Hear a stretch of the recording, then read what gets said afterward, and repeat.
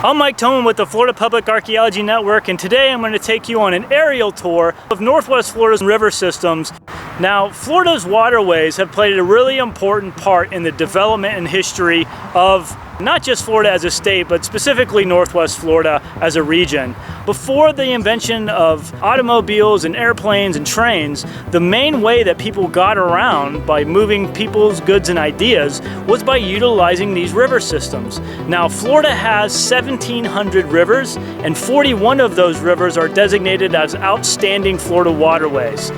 Native Americans were the first people in this area to use these river systems, and the type of watercraft they used we call dugout canoes. Now in Florida, we've found hundreds of these dugout canoes at different sites along the coast as well as lakes across the entire state. Going into the early Spanish exploration time period, we know that early Spanish explorers also were utilizing these bay systems and river systems. Mostly what the Spanish were using in the 1500s and the 1600s to explore areas like this were basically shallow drafted ships. Usually they had one mast that could have a little sail on it, but they were mostly powered by oarsmen.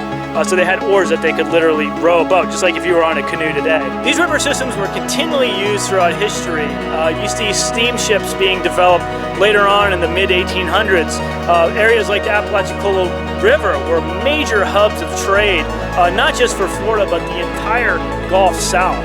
Now, like many river systems, the East River, which is behind me, actually empties into what's called the East Bay, which is an estuary. And now estuaries are where you have fresh water from river systems meeting salt water from the ocean. They're incredibly important places for marine life.